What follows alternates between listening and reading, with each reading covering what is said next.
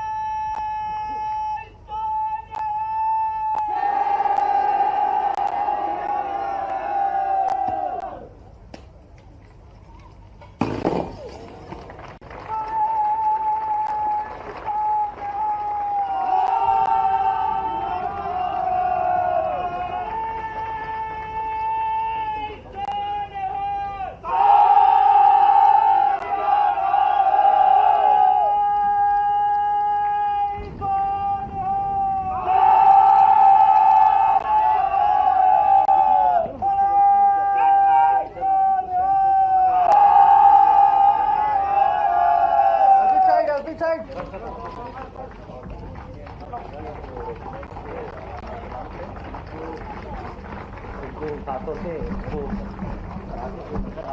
अच्छी तस्वीर है इस तरीके से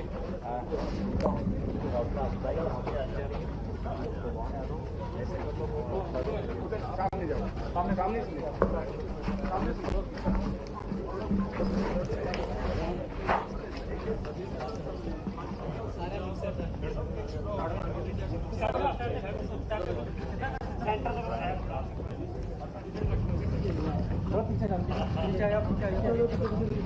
बहुत पीछे आया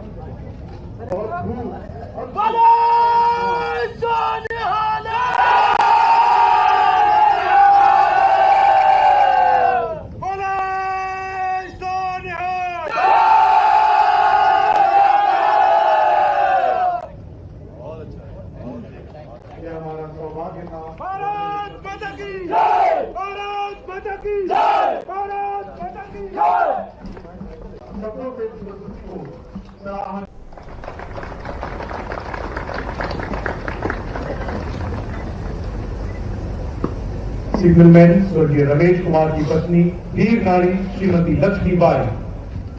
सिग्नलमैन रमेश ने 19 इन्फेंट्री डिवीजन का हिस्सा रहते हुए ऑपरेशन विजय में बड़ी बहादुरी से दुश्मनों का सामना करते हुए वीर गति को गले लगाया। उनके इस बहादुर कार्य को सादर नमन किया जाता है। सिग्नलमैन स्वर्गीय रमेश कुमार की पत्नी वीर नारी श्रीमती लक्ष्मीबाई।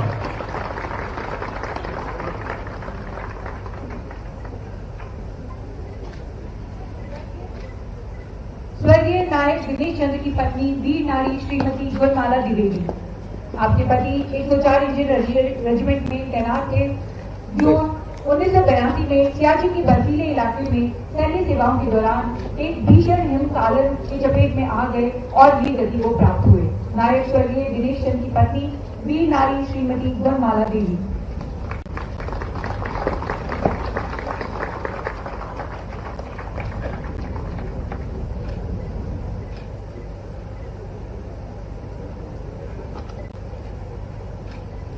इतना ही नहीं, वीरों की गाथाओं से सजी भोपाल नगरी के बहादुर जवानों ने भारतीय सेना का हिस्सा द्वितीय विश्व युद्ध में भी अपनी बहादुरी का परचम लहराया है। उनकी वीर गाथाओं को समेटते हुए आज उनकी पत्नियां, महावीर नारियां अब अलंकरण समारोह में आगे आ रही हैं और अपनी वृद्धावस्था की तमाम मुश्किलों को दरकिनार करते हुए महावीर नारी की व्याख्या को जीवन कर रही हैं। जोरदार तालियों के साथ स्वागत कीजिए सर्वप्रथम सिपाही स्वर्गीय मुंशीर अहमद की पत्नी वीर नारी श्रीमती फातिमा बी। आपके शौहर ने वर्ष 1943 से 1950 तक भारतीय सेना में हिस्सा रहते हुए सेवाएं दी हैं।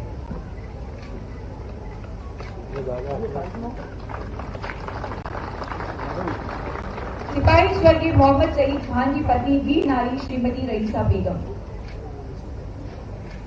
आपके शौहर ने वर्ष 1945 से 1950 तक भारतीय सेना में रहते हुए अपनी सेवाएं दी। आपके शौहर के बलिदान और उनके जीवन के प्रति जज्बे को हम कोटि कोटि प्रणाम करते हैं। सिपाही स्वर्गीय मोहम्मद सईद खान की पत्नी वीर नारी श्रीमती रहीसा बेगम।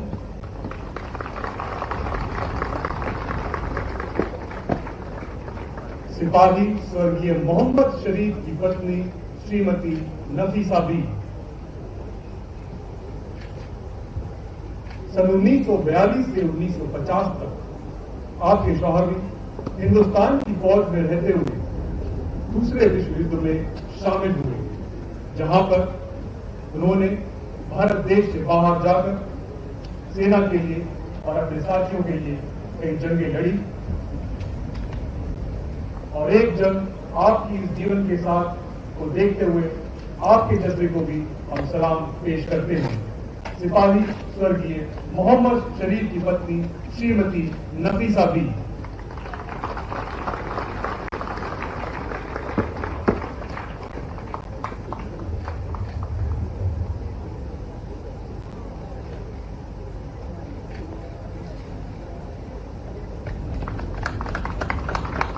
धन्यवाद सर। माननीय मुख्य अतिथि महोदय से मेरा अनुरोध है कि इसी गौरवशाली गाथा में एक नया अध्याय जोड़ते हुए अपने सुवचनों एवं मार्गदर्शन से हमें संबोधित करें। माननीय मुख्यमंत्री महोदय।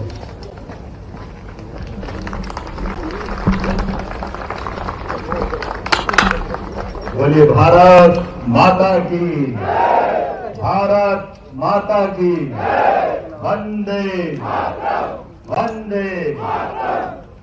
जो उत्साह उमंग से भरे भूतपूर्व सैनिक रैली के आज के कार्यक्रम में हम सबका खुशी का दोहरा दिन है। आज हमारे लिए सौभाग्य की बात है, हमारे मध्य प्रदेश की धरती से निकल करके विश्व के सबसे बड़े लोकतंत्र के लोकतांत्रिक सबसे बड़े देश में आज हमारी सेना के लिए अपना नेतृत्व प्रदान कर रहे एडमिरल दिनेश कुमार त्रिपाठी जी, मैं आपका स्वागत करता हूं, अभिनंदन करता हूं।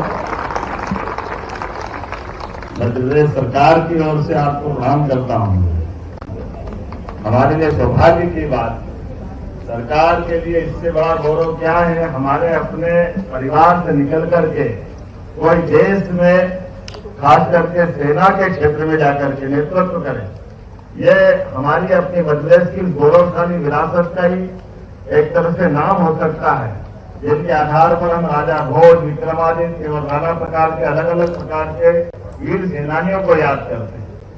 मैं इस मंच के सुंदर अवसर को उपलब्ध कराने के लिए लेफ्टिनेंट जनरल प्रीतपाल सिंह जी आपका भी स्वागत करता हूं, अभिनंदन करता हूं। जनरल ऑफिसर कमांडिंग 21 फोर्स हमारे एसीएस एसएन मिश्रा जी, सुमित कपटियाल जी, major general Sharad Kumar Srivastava ji, brigadier Arun Nair जी।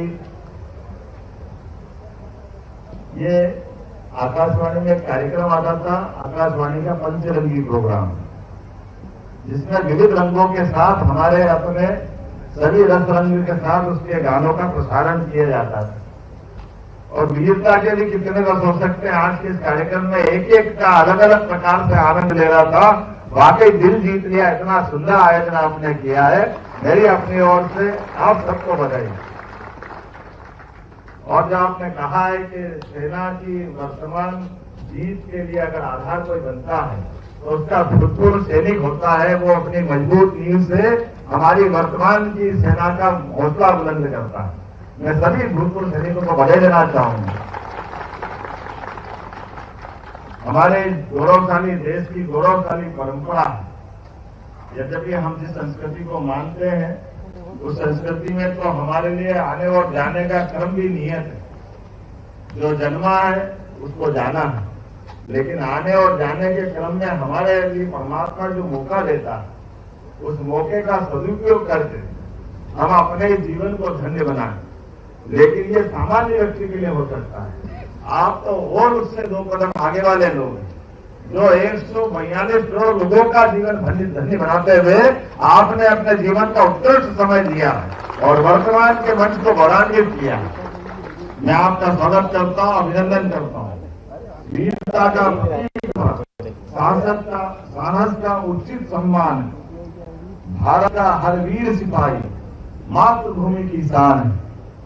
मैं आप सबका पुनः स्वागत करता हूं, अभिनंदन करता हूं। आज हमारे बीच हमने प्रदेश की वीर नारियों, भूतपूर्व सैनिकों और उनके परिजनों का भी सम्मान किया है। मैं अपने प्रदेश के 8.5 करोड़ जनता की ओर से भी आपका स्वागत करता हूं, अभिनंदन करता हूं। भारत माता की रक्षा में जो सैनिक डटे रहते हैं, अभी उनके अपने पराक्रम पुरुषार्थ के छोटे लघु नाटिका में ध्यान दिया है। क्या सर्दी, क्या गर्मी, क्या धूप, क्या आंधी, क्या तूफान, वो तो छोड़ो। ये हमारी ट्यूबलाइट ऐसे चला रहा जैसे चना चलेगा चला रहा हूं। कितना आनंद आया देखकर। कोई सोच सकता है कि सिर के ऊपर कोई नारियल फोड़ दे और हमारा वीर जवान की गर्दन मालूम पड़ा और ऐसा वैसा हो तो गर्दन लटक जाए। लेकिन एक एक कला, एक एक भाव, हमारे अपने उनके अंदर के जज्बे, इस जज्बे के बलबूते पर तो 200 से ज्यादा देश है और भारत का सबसे सम्मान ज्यादा इसीलिए करते हैं कि यहाँ की सेना अपनी इस स्थिति में है। मुझे इस बात का गर्व है। एक बार नहीं, 2 बार नहीं, जब भी मौका पड़ा हमारे सैनिकों ने अपनी 20वीं 21वीं भूमिका अदा की है। मुझे इस बात का गर्व है। कोई भी वंडवार हो, आजादी के पहले का या बाद का हो, हमारी सेना ने सदैव भारत को गौरवान्वित किया है, लोकतंत्र की रक्षा की है। मुझे इस बात की भी प्रसन्नता है। आजादी के बाद हमारे साथ भी कई देश हुए आजाद हुए, लेकिन आज उनकी आज की हालत क्या हुई? उनका अपना लोकतंत्र खतरे में पड़ा, उनका अपना बाकी सिस्टम बिगड़ा। लेकिन अगर भारत का वर्तमान ये जो इतना सुंदर और मजबूत है, तो उसकी सबसे बड़ी भूमिका है हमारे सैनिकों की अनुशासनबद्ध रहते हुए अपनी भूमिका में उचित तरह से निर्वहन करना। दुश्मन आंख दिखाए तो घर में घुस के मारना, ये नरेंद्र मोदी जी का समय है। हमें इस बात का भी आनंद है। आमतौर पर हम बॉर्डर पे लड़ करके बाणों के आधार पर युद्ध के कौल में जाते थे, लेकिन अब बदलते दौर में यशस्वी प्रधानमंत्री नरेंद्र मोदी जी के समय जिस प्रकार से सेना का मनोबल बढ़ा और सेना को लेकर के जो जिस प्रकार से सोचा गया, मुझे स्वर्गीय अटल बिहारी वाजपेयी जी का भी स्मरण आ रहा है। हमारे अपने कारगिल युद्ध को देख करके पूरा देश अलग दुनिया में एक अलग प्रकार की चुनौती थी। दुश्मन ऊपर था, हमारे सैनिक नीचे थे, लेकिन नीचे से जाकर के भी ऊपर जाने के अलावा भारत ने जो पराक्रम किया, ये भूतों में भविष्य में कभी कोई सोच नहीं सकता, वो सेना ने करके दिखाया था। हमें इस बात का गर्व है।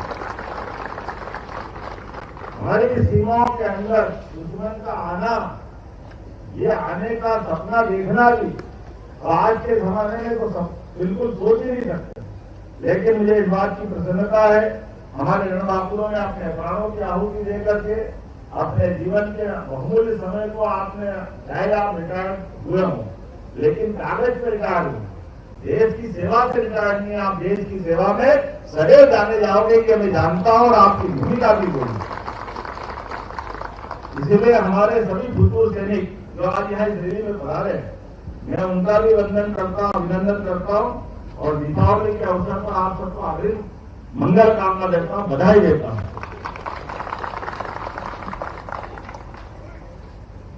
तीन भाइयों की जोड़ी तो दुनिया में प्रसिद्ध है, एक भगवान श्री राम और श्री लक्ष्मण, एक भगवान श्री कृष्ण और बलराम, और तीसरी जोड़ी मध्य प्रदेश की थी, वो है विक्रमादित्य और भतरी। इन जोड़ियों का तो हमको स्मरण था, लेकिन सेना में दोस्तों की जोड़ी बनती है, ये दौर भी हम देख रहे हैं अपने आंखों के सामने, ये अलग दौर है। एक क्लास के दो मित्र अपने साथ पढ़ते पढ़ते अपने अपने क्षेत्र में भारत की सेना का नेतृत्व करे अलग अलग क्षेत्र में, ये केवल भारत में हो सकता है। माननीय दिनेश त्रिपाठी जी और हमारे उपेंद्र जी को दोनों को बधाई देता हूं, जिन्होंने हमको ये अवसर दिया। ये बाकी लोगों के लिए भी प्रेरणा रहेगी कि हमारे अपने स्तर पर कभी कभी क्लास में एक को पढ़ता है, दूसरे को टेंशन होता है, ये बढ़ेगा तो मेरा नंबर कहाँ आएगा।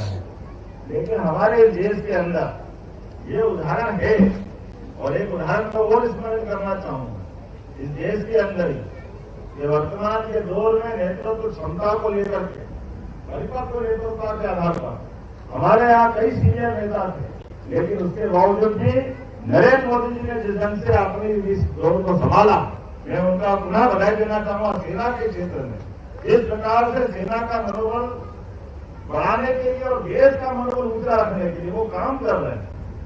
कहने के लिए इतनी सारी बातें बहुत लंबी बात हो सकती, लेकिन देश का सीना और देश का खून और देश की सेना का मनोबल ये कब बढ़ता है, जो हमारा लीडर हमारा आगे बढ़ करके ऐसे कई अवसर उपलब्ध कराता है जो देश को गौरवान्वित करते हैं। हमें इतना आनंद आता है, ये केवल एक बात नरेंद्र मोदी जी के कार्यकाल में हो सकता है कि वो अमेरिका से बराबरी से बात करते हैं, रूस को भी उसी श्रेणी में रख करके हिम्मत के साथ मुकाबला करते हैं। ये है लोकतंत्र की ताकत और ये है नरेंद्र मोदी जी का समय। रूस यूक्रेन युद्ध हो या यूक्रेन रूस के आगे बढ़ते और कोई युद्ध हो, हम सब देख रहे हैं अपने सेना के भरोसे से देश की अंदर की आवश्यकताओं को लेकर एक एक प्रकार से सेना के लिए कौन से संसाधन हो सकते हैं, कौन से विमान हो सकते हैं। आपके लिए भी हमारे यहाँ गया जमाना, मैं ये सब भी ज्यादा जानता तो नहीं, मुझे मालूम है कि हमारे यहाँ कोई अपनी सेना से रिटायर करता था तो हम उसको टीप टाप करके अपनी सेना में लगा लेते। पुराना जमाना तो यही था, लेकिन अब क्या हो गया, अब जमाना ऐसा हो गया नई टेक्नोलॉजी का नवीनतम साधनों से युक्त अगर कोई हथियार आता है या पोत आता है तो हमारी सेना को समर्पित करते, ये है वर्तमान का समय और ये है भारत की ताकत। तेजस विमान हो, विदेश से आयात करना तो सुखद ही हो, हमको कोई आपत्ति नहीं।